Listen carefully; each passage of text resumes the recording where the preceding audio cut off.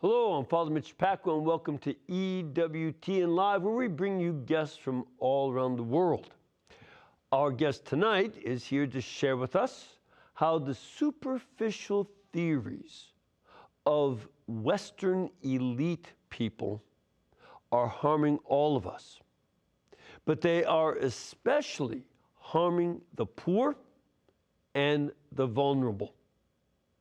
Our guest also shines a spotlight on what he calls the vital virtues.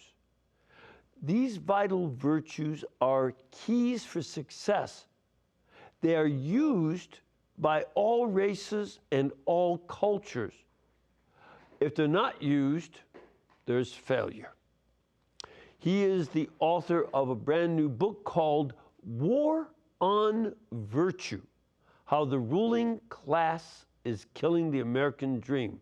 Please welcome my friend and the president of the Catholic League for Religious and Civil Rights, Mr. Bill Donohue.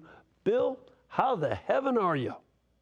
I'm doing well, and I'm doing better now that I'm looking at you. Thank you for having me on. Oh, it's great as always. Great as always. You know, you had asked me to do a book blurb on this some months ago when it was still in the publication stage. And I've reread it, for this program. And in the rereading of it, I like it even more. It's one of these books that is so chocker full of important data, information, and facts, as well as clear thinking, that one is improved by rereading it. So I want to thank you for writing this, first of all. Thank you so much for your kind words. Well, it's true words. That's the important part. I'm the son of a used car salesman, but I don't schmooze. Now, first of all, let's set up the issue. I want to talk about the virtues that are necessary. But first, what is the problem that you see? How do you describe the problem of, the lack of virtue, this war on virtue that is destroying Western society? What's happening? Well, we've moved away from our Judeo-Christian roots, and starting in the 1960s, a militant secularism overwhelmed Western world and certainly the United States. Mm-hmm. And now we're down to the idea that everybody can make up his own idea of right and wrong. There's no such thing as truth and the like. Now, that kind of left-wing ideology was true in the arts and education, in the media, in the entertainment industry, amongst legal activist organizations. What's happened in recent times is it got much worse. We now have the specter of virtually all the elites, the ones who are the decision makers, even in the Joint Chiefs of Staff in the military, the healthcare industry. We certainly see it in some of the churches, for that matter, but we see it in the corporate 500, where it never used to be that way. But now the left-wing ideology has overwhelmed people, and the ruling class, I am arguing, is this. They don't believe in the necessity of the vital virtues except for them and their own children, and they are certainly working to undermine them for everybody else. And just so that the viewers understand, by the vital virtues, I mean what I regard as a sociologist, having studied this, the three most important virtues that make for academic excellence and economic success. They would be self-discipline, or what's also known as self-control or impulse control. You have to exercise personal responsibility. And the third one would be perseverance, or what psychologists would call grit. If you are imbued, if you inculcate those virtues into any young person, they are likely to be a success. And I don't care whether you're a piano player or you're an athlete or you're a doctor. If you can exercise perseverance, personal responsibility, and self-control, you're going to be a success. And what we're doing in this country, instead of nurturing these virtues, the elites, the ruling class, the decision makers are undermining them. One of the points you bring out is something I have talked a lot about, is that those virtues are not taught in schools. Those virtues are taught at home. Two parents who know you, or in some cases it is only one parent, for a variety of reasons with widowhood and other problems. But if the parent who knows the child inculcates those virtues and demands that a child, grow into those virtues, then the kid will acquire them. But you don't get them by roaming the streets. It No, you doesn't don't. happen. And you're right. You can come from a one-parent family, as I did. There's a certain handicap there, but quite frankly, the gold standard, and this is what the ruling class is working against. The gold standard is father and a mother. I didn't say two parents. I said a father and a mother. That's what the nuclear family is. But yet they're teaching in the schools that it's not really true, that there's a gold standard. They're teaching, Black Lives Matter came out and said we should destroy the nuclear family. Yep. The Smithsonian Institute on African American History and Culture says it's a joke that there's a right and a wrong family. Every family will do. No, that's working against them. And then nobody suffers more than African Americans when you tell them that the one-parent family is just as good as the two-parent families. The four demographic groups, Father Mitch, that I point out that have succeeded the most in education and in terms of the workplace are Jews and Mormons and Nigerians Jews, Asians, Mormons, and Nigerians.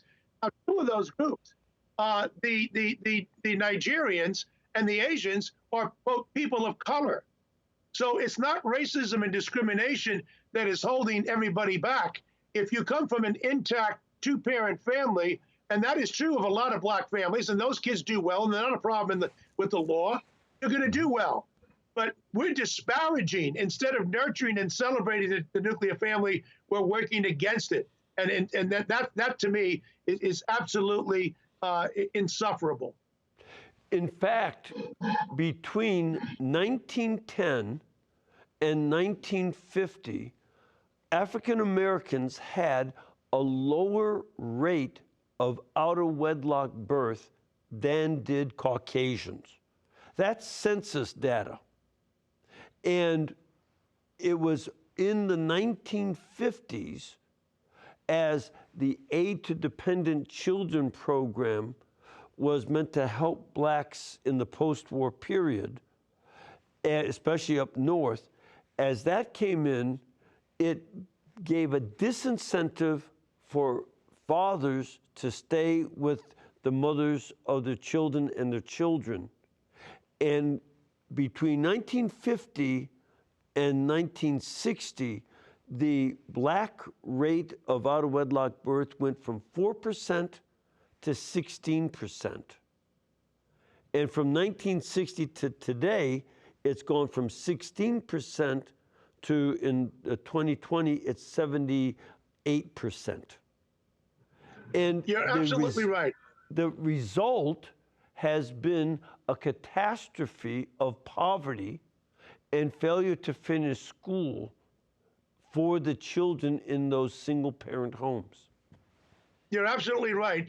Even though slavery was not fair to Blacks, no question about it, and racial discrimination, the Black family was fairly resilient throughout the heyday of slavery and Jim Crow and up until around the 1950s. When you get into the 1960s, you have a Black unemployment rate of 4% and an overall unemployment rate of 3.5%. So we don't have an economic crisis. The 60s is a period of affluence. Why then did the welfare state explode? You can understand why people went on welfare during the Depression. There was an economic driver for that. But in the 1960s, the economy was good. The only way you understand this is to understand that the ruling class had basically given up on Black people. They didn't treat them as equals. They wanted to push them across the finish line. And I'm very specific about this. Francis Fox Piven and Richard Cloward, two Columbia professors, husband and wife couple, used Blacks as pawns in their political game. They intentionally wanted to get every black they could find in New York on welfare for the express purpose. I'm not making this up. It's all detailed in the book. For the express purpose of having New York City go bankrupt, then the federal government would create socialism. So they're just using blacks. They broke up the family, used them as political tools. And that's the disgrace of what's going on here. Yes, there were some people who made some bad decisions trying to help out blacks sincerely, had good intentions. But it's not all good intentions. Some people knew exactly what they were doing. They had malicious motives, is what I'm saying.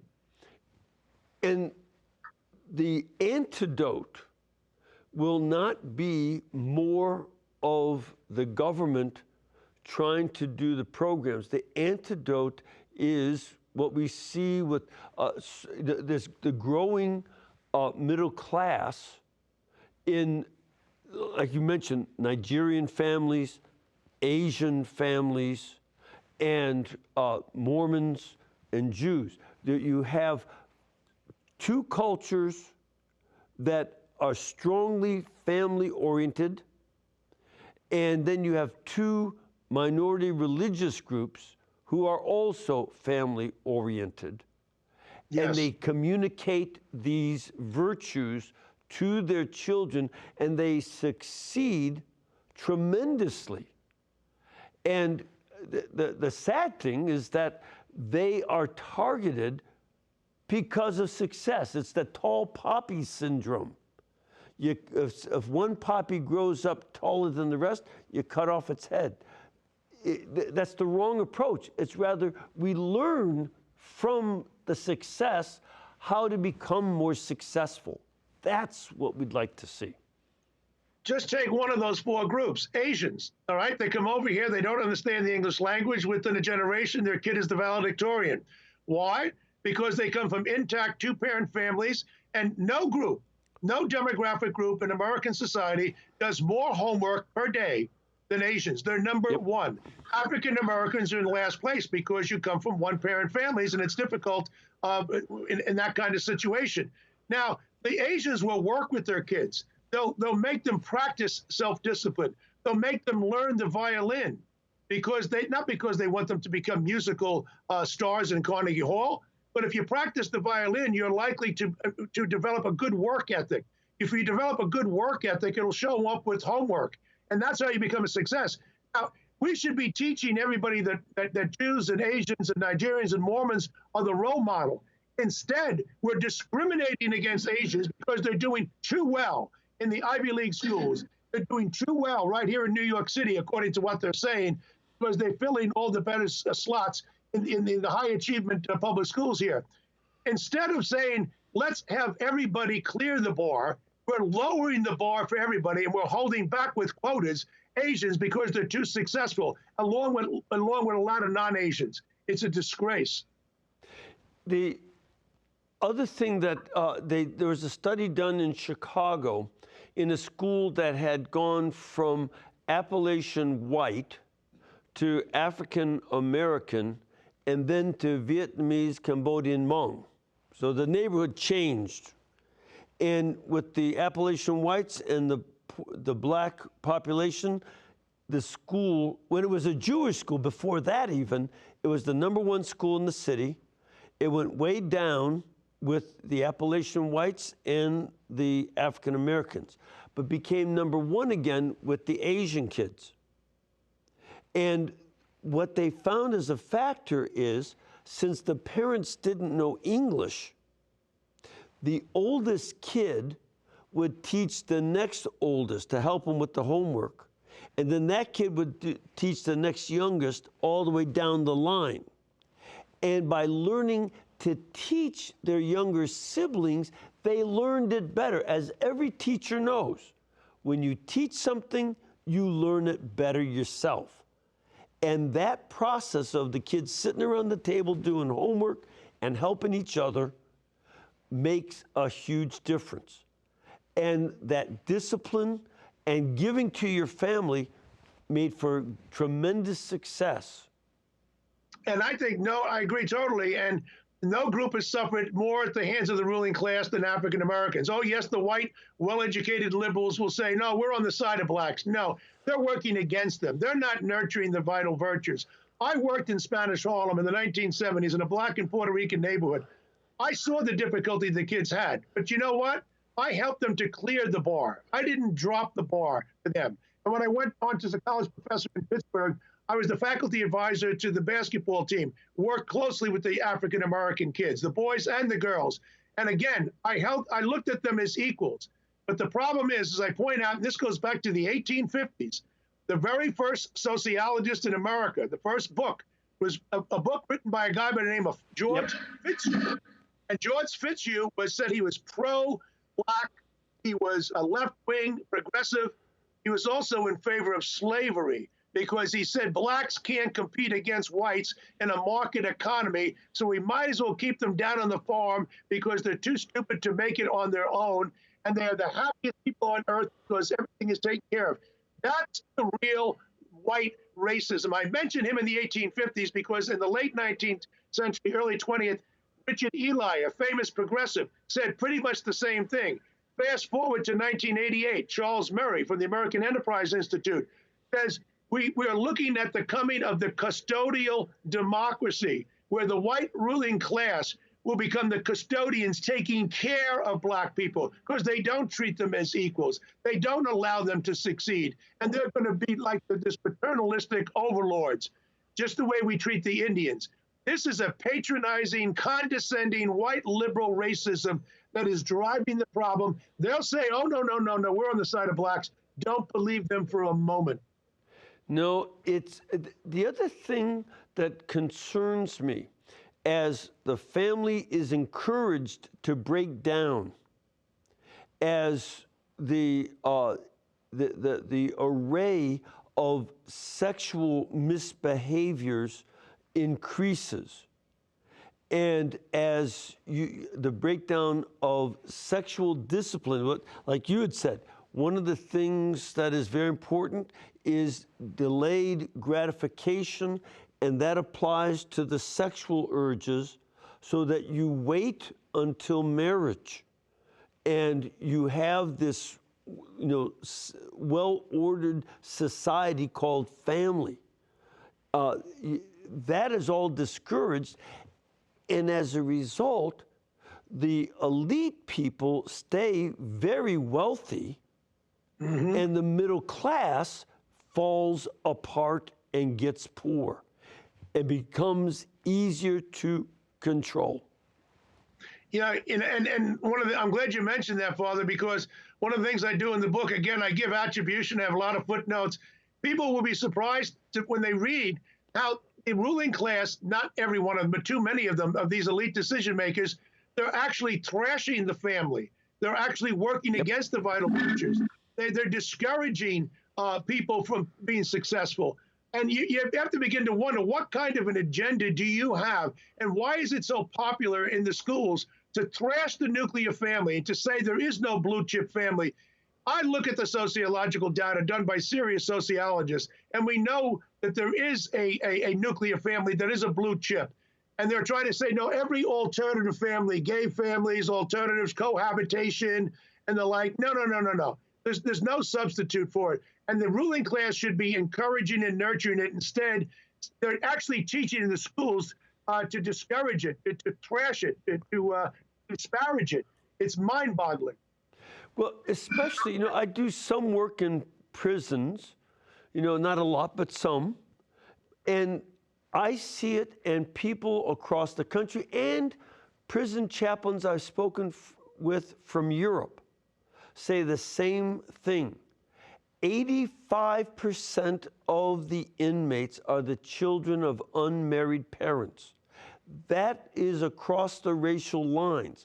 It's 85% of the white guys, of the black guys, and the Hispanics, and one of your favorite groups that's missing, the Asians, because they don't have that problem. At least they haven't succumbed to it yet. And it's very important to see that the lack of family is the strongest indicator of the likelihood not to finish high school and to end up in the prison system. It's the biggest indicator. And, you know, to that end, and I do this because it's a true story, and I do it because I want to convince people it's not a matter of race that black men are more likely to be involved in crime. I come from a one-parent family. My father left me when I was a child and never really got to know him and abandoned me in every single way. My grandparents from Ireland came over to the Bronx and then to Long Island and raised me. My mother worked nights as a nurse. I never saw her during the week. And so I was always in trouble. So at the Catholic school that I went to, you either got an S for satisfactory in conduct or you got a U. I never saw an S in the 8 years in kindergarten and 9 years once. And then my mother sent me to a Catholic boarding school, figured that might straighten me up. They almost threw me out. I was suspended for conduct for grades, got thrown out of college. And I finally grew up when I got to be in the Air Force and then went on to get a PhD and the like. My point is this. Yeah, boys need fathers. I'm not saying girls don't, but boys in particular need fathers to discipline them. And when you have, the average is right now, 70% of black kids are raised in a one-parent family by a mother. And in some neighborhoods, it's 80 and 90% of the entire neighborhood without a father. That's the real problem we have to address. Do you ever hear the great white and, for that matter, black leaders? I quote a number of black scholars in the book who are all good. They see it. But what about the big names that are out there? They don't talk about this. Everything is about racism, systemic racism and the like and whatnot. Look, the average white guy couldn't tell the difference between a guy from Harlem or a Nigerian. How come the Nigerians, if they're victims of racism and discrimination, some of them may be, how come they do so well? Okay? The answer is because they come from intact families, father and mother families. And so the family is the critical one, particularly explaining incivility amongst males. Yep. This is key. And a big part of that is it's your father and your mother working together, giving two different sides of reality. You know, I like to always point out how it's a man's instinct. And I have it myself with my niece and nephew, that when they're small, you take and you toss them up in the air and catch them. That's sort of what guys do. Whereas moms hold them close and talk to them. And that, to me, gets at the way that the male and female work together. A mom teaches security, unconditional love. A dad teaches risk. You take a risk of flying in the air and I'll catch you. And the two sides are necessary for life. And that applies to that's just one little example, but it applies to so much. You need that balance back and forth to get these virtues that you're talking about. You're absolutely right. And of course, as you well know, Father Mitch, the Catholic Church has a word for that. It's a little awkward. Complementarity. Yep. The male complements the female complements the male, the husband and the wife. And yes, they bring to the table different strengths. And that's why you just can't have two men or two women. It's not quite the same. We live in a society today where what you just said and what I just said, it would be demonized. They say, oh, that's atavistic. It's a throwback to some other time. It's patriarchal. No, it isn't. It's biology 101. Men are more aggressive than women because they have more testosterone. That doesn't make them better. It makes them different.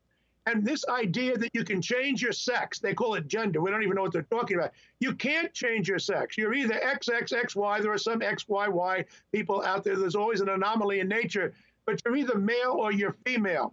And the idea that you can change sex the way you can, like switching your batteries in your telephone, is absolute madness. And they're teaching it to little kids. It's all an attack on God, and it's an attack on human nature. Well, no matter what relatively superficial surgeries may be done on superficial, but I think devastating surgeries on the primary and secondary sexual organs, every single cell remains, as you just said, either XX or XY. And one of the problems, we had Dr. Quentin Van Meter on my show just a few weeks ago, about over a month ago now, and he brings out that if your cells at the deepest level of every single cell is an XY cell, it is going to respond appropriately to testosterone. If it is an XX cell, it is going to respond appropriately to estrogen. And if you start giving and I'm going to say the word, this is dangerous, but the wrong hormone for that cell, then it cannot grow in the proper way. And as he pointed out from the studies in Sweden, that children who have such sex change operations and get the hormone treatment and the puberty blockers lower their life expectancy by 50%. That's 40.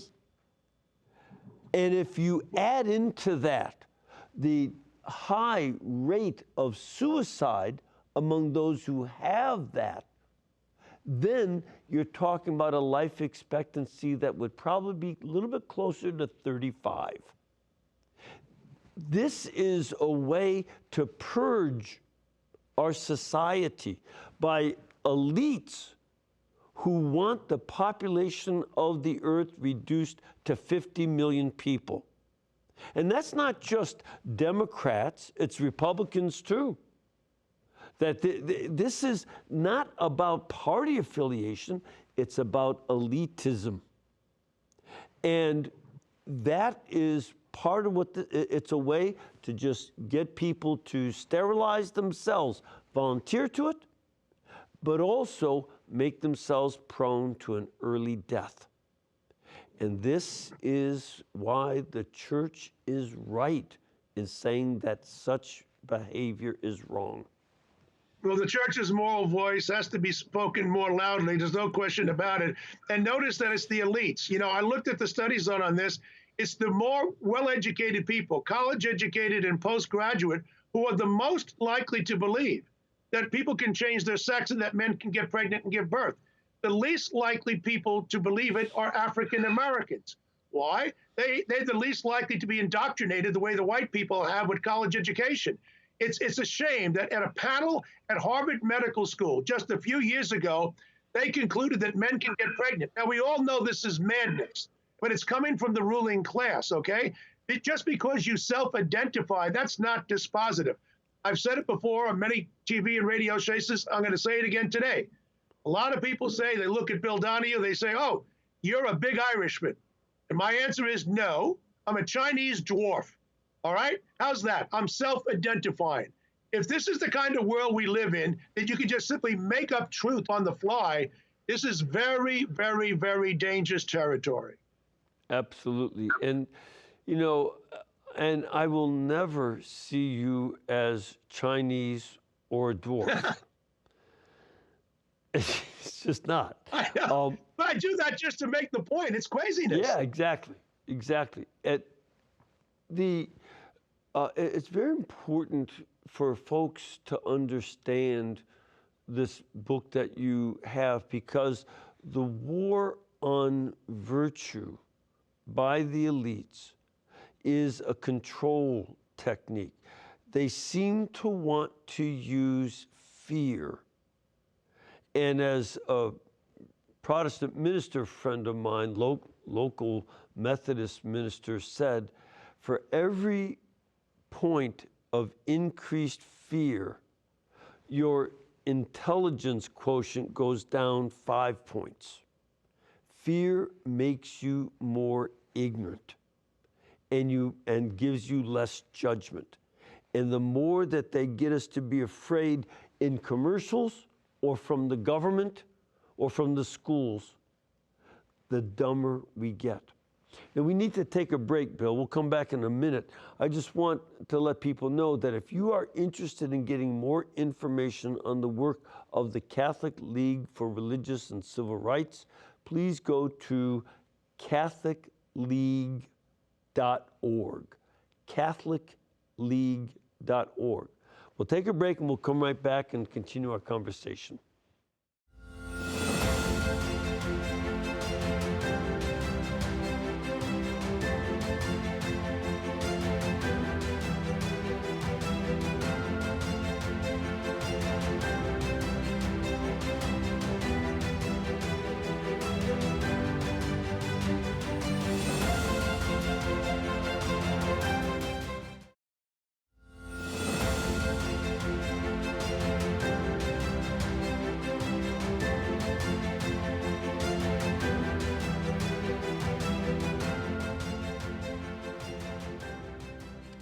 Welcome back. We are speaking with Bill Donohue about his new book, War on Virtue, How the Ruling Class is Killing the American Dream. And again, it's available at EWTNRC.com, and it is item number 8847. Again, I've gone through it twice, and second time was even better. I urge you to get this because one of the things that you did, Bill, in writing this is you're not sitting there just sort of thinking, well, I had some big thoughts, this is sort of bothering me. No, you have the data. You have the statistics. You're basing this on the studies done by lots and lots of folks, but these studies are not allowed to be printed or talked about on YouTube and Facebook and lots. These are topics that have been squashed. They're canceled discussions on many of the media. And you are putting them where they can't get canceled in a book that is very important for people to read in order to get that data. Well, thank you very much for that. I mean, I got my PhD in sociology from New York University in 1980. I've taught every grade from the second grade through newly minted PhDs from around the world. And yes, I'm very careful in giving attribution, giving footnotes with scientific evidence. It's not just a big op-ed essay here. And yes, there's a suppression of the truth. And one of the persons I mentioned in my book, I've never met her, is a Jewish gal out of the University of Pennsylvania Law School, Amy Wax. She co-authored a piece in the Philadelphia Inquirer a few years ago talking about what I call the vital virtues. She called them bourgeois virtues, very similar kinds of things, self-discipline, perseverance, self-responsibility, etc. And she says this is what the underclass and the minorities need to be inculcated in. It's a very commonsensical argument. I make it in the book throughout. She was attacked by 33 of her fellow law students, law professors rather, at the University of Pennsylvania Law School, an Ivy League institution. She and Larry Alexander out of San Diego State, but mostly Amy Wax. And they're acting like as if she's a racist.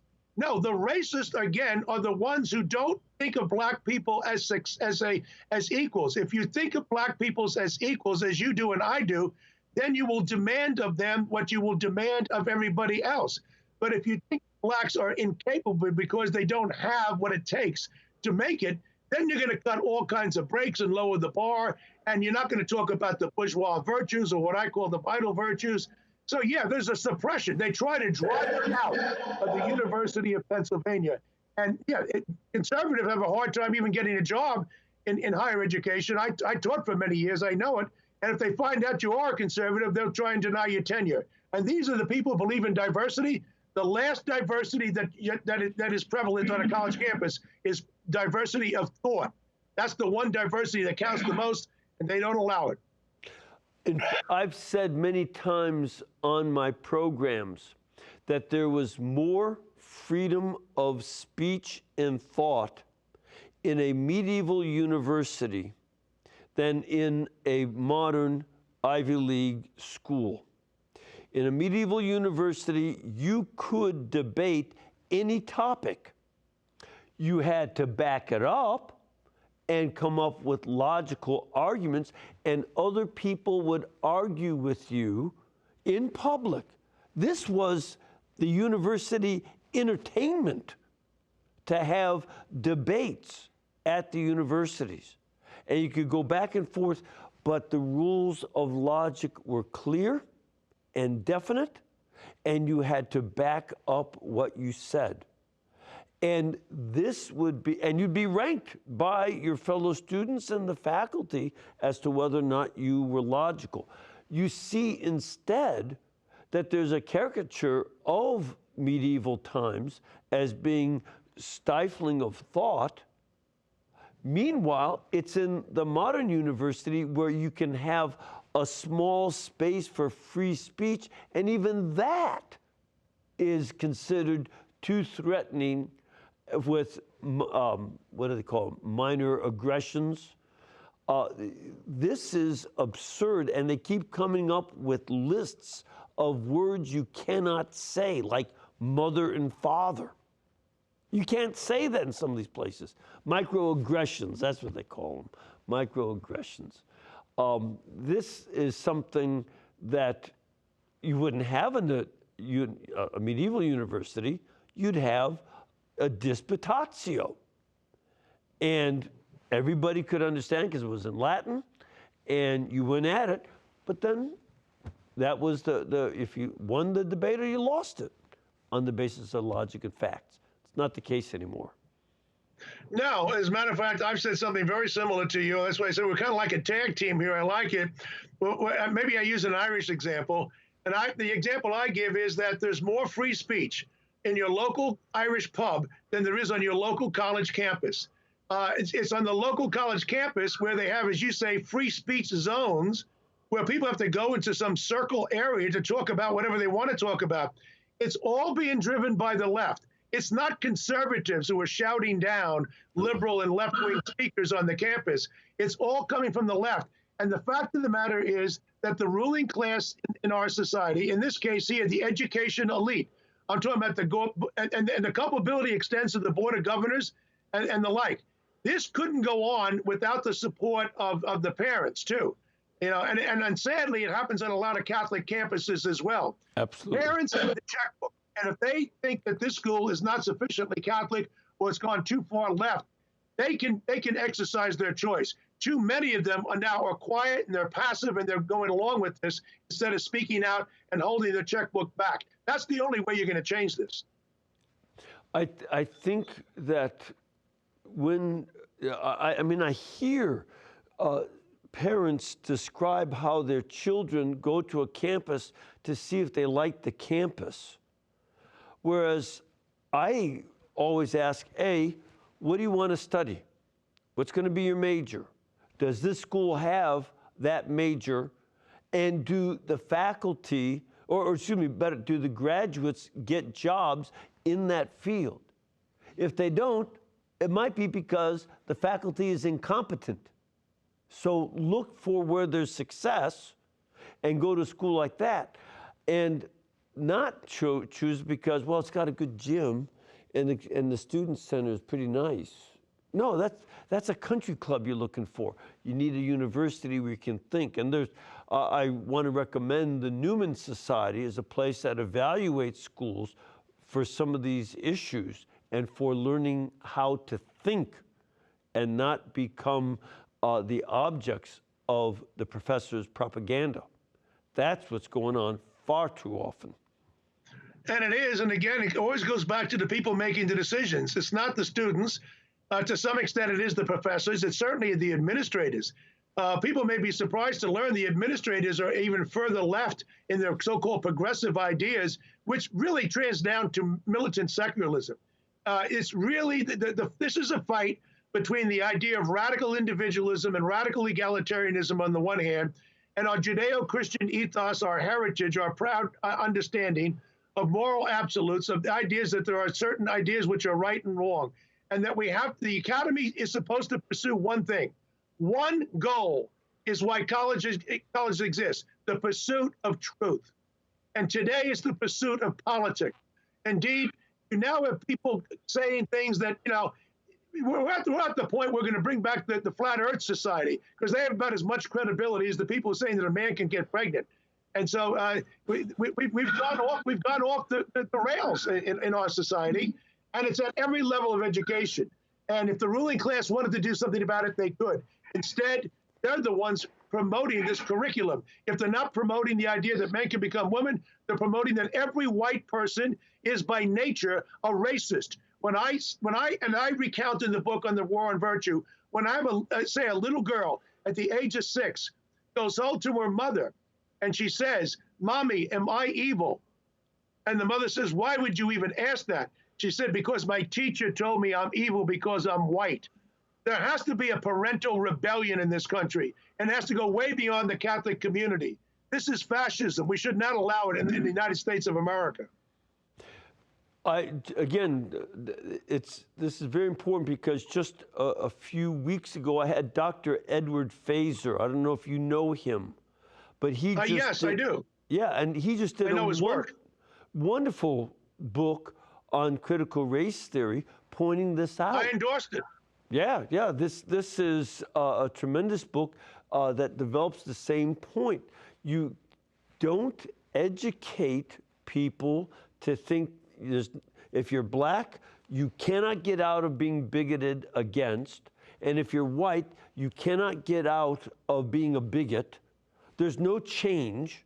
You are the way you are. It's a condemnation to this stasis, and by saying that you are condemned, they are able to control the population with guilt instead of saying, here is how we go forward and look at, in fact, the reality of so many African Americans who are well educated. They are becoming middle class. If you believe these elites, then you will stay put and you can't fix anything around you, and they stay in total control. That is one of the issues that I think is at stake. It is, and the whole purpose is to divide us. We have graduation ceremonies this spring taking all over the country, particularly in the more prominent universities, separate graduation ceremonies for whites and blacks, for Asians and non-Asians, for gays and straights. Now, the idea of having separate graduation ceremonies for black people, I'm sure that would be cheered by the Ku Klux Klan. Instead, it's the white liberal elites who are running the universities. They do it at Harvard, they do it at Yale, they do it at Columbia. What is the purpose of doing this? This is kind of a new apartheid. You're segregating people because there's one goal in mind here, to divide us as a nation. The old adage of united we stand, divided we fall, happens to be true. And we have these divisions. Yes, it's engineered by the critical race theory people in the schools, and the idea that everybody is different and the like. We should be stressing what we have in common as Americans. And you can see it in sports. The white players, the black players, the Hispanic players, and the Asian players in baseball, they get along, they cheer each other, they're all on the same team. They're working against the other team, which has some of the same demographic people as theirs. But it's a matter of competition. But those are one of the few examples of meritocracy left in our society. The ruling class, having gotten all the riches, now are working against everybody else. And as I said before, African Americans are good people. They are being punished more than any other segment of the population. It's, I grew up for part of my life in the segregated South back in the early 1950s. We lived in the South.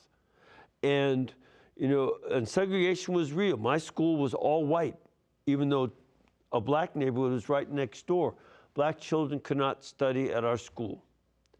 And it's as if, and ironically, it's the liberal branch of the same political party that in its conservative side promoted segregation then. Now the liberal elite side of that party is promoting a new form of segregation. And I don't think it's helpful. One of the great things that's happened in the South is black and white folks and all the other groups that are here, it's normal to hang out. it's not a big deal. Where people are friends with whom they're friends with, and the racial differences are irrelevant. This is setting up new Jim Crow laws, but from the left. And I find this to be utterly unacceptable. I want to see everybody in our country move forward. This is very important for the education aspect of our society. Well, that's right. And, again, it'd be one thing if this kind of thinking was confined only to the elites in education who have been off the rails for a long time. It's now spread to the corporations. They believe in this kind of stuff. In the healthcare industry, the Joint Chiefs of Staff, I wrote to Mark Milley, the head of Joint Chiefs of Staff, a few weeks ago. I've written to the Navy, to the Air Force. They're having trans men now, men dressed as women, trying to get new recruits to join the armed forces. And they wonder why the recruitment numbers are down. Why are they accepting this? Why don't they the military is there for one reason, to win wars. You don't win wars by treating men like girls and then expecting people to join the armed forces. I spent 4 years in the Air Force, and, quite frankly, there were homosexuals there, and they were treated fairly for the most part. And when they wanted to leave, all they had to do was announce that they were homosexual, and they were given a general discharge. And 6 months later, they could appeal, and they got an honorable discharge. So it's not like as if people being persecuted, but this idea of let me just say this. It's one thing to believe in tolerance. We should be tolerant of people who are different. But remember, tolerance means to put up with. There's a big difference, a profound difference between tolerance and affirmation. Don't ask me to affirm something which I regard as intrinsically disordered, okay? I can be tolerant of people who are different, but I don't have to affirm lifestyles, and that's what this is about. And the idea of men in drag, this is done intentionally to confuse little kids about their sexuality.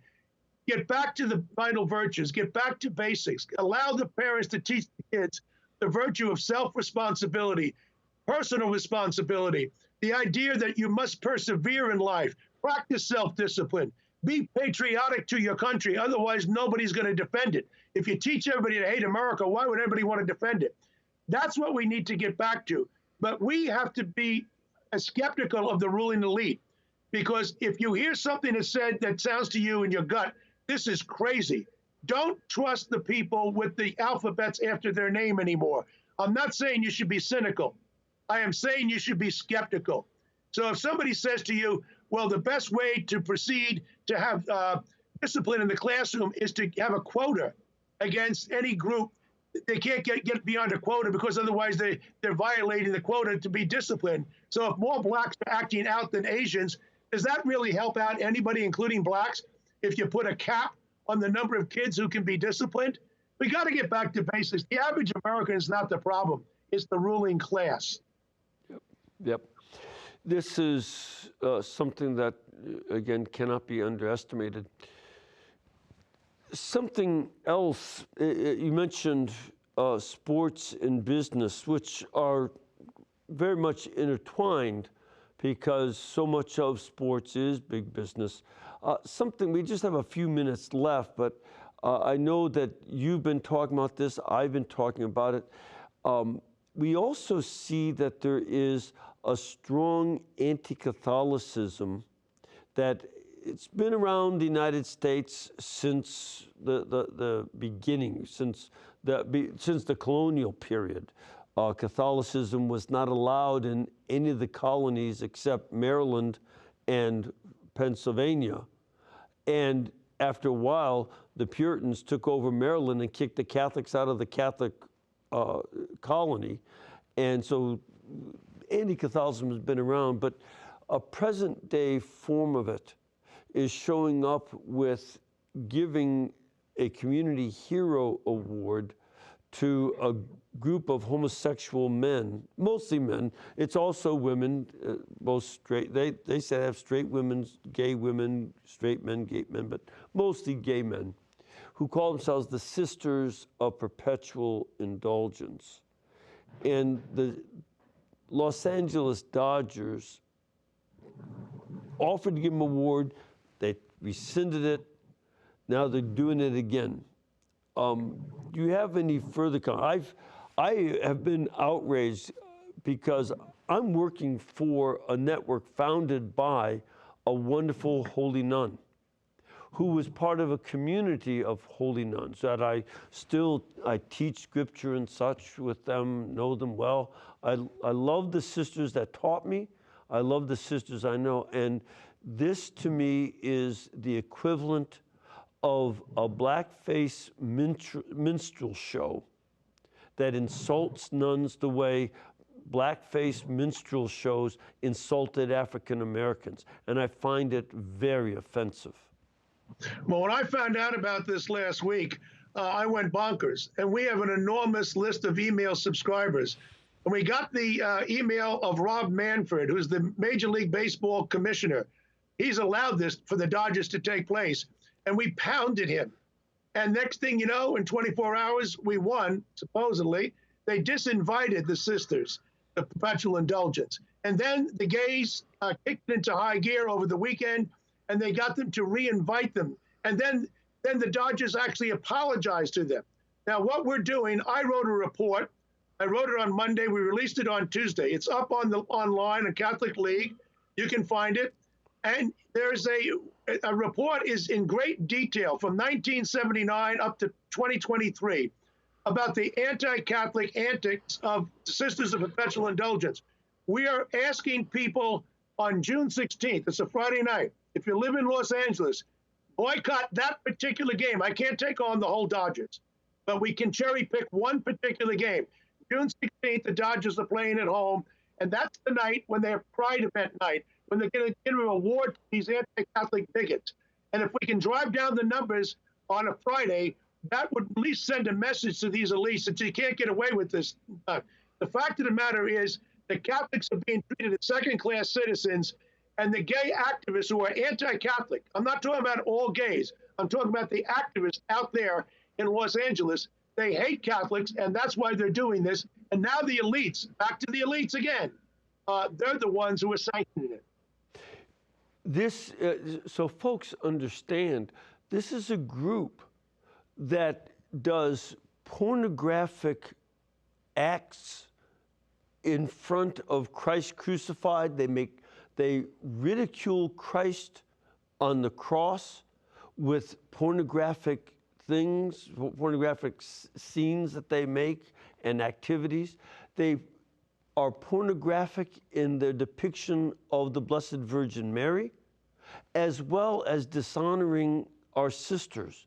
And I think it's important to remember, it was Catholic nuns who were among the first to open up hospices to care for AIDS patients when everyone was afraid of AIDS. Nobody understood. It was like COVID times. You know, people didn't understand it. They were afraid of victims of AIDS, but the sisters were there caring for them when their families even wouldn't. And this is, again, such a cartoonish, clownish, and insulting display. No matter what other good they may do, that good doesn't undo the evil any more than any good that a racist might do undoes the blackface minstrel shows. You don't attack other people's dignity. And this is something that's very important. We're on the time. So sorry that we're running out, but I just want to mention again that your book is called War on Virtue, How the Ruling Class is Killing the American Dream. It's by our guest, Bill Donohue. You can get it at EWTNRC.com, where it is item number 8847. If you want to find out that article, go to CatholicLeague.org and learn more about the history of this group. Bill, I can't thank you enough for writing the book and for being with us. And I'd like to give you and our audience my blessing. May Almighty God bless you and keep you, cause His face to shine upon you, the Father, the Son, and the Holy Spirit. Amen. And we can bring you the guests like Bill and all the others because the network is brought to you by you. When you keep us in between your gas bill, your electric bill, and your cable bill, you enable us to pay our bills too. God bless and thank you.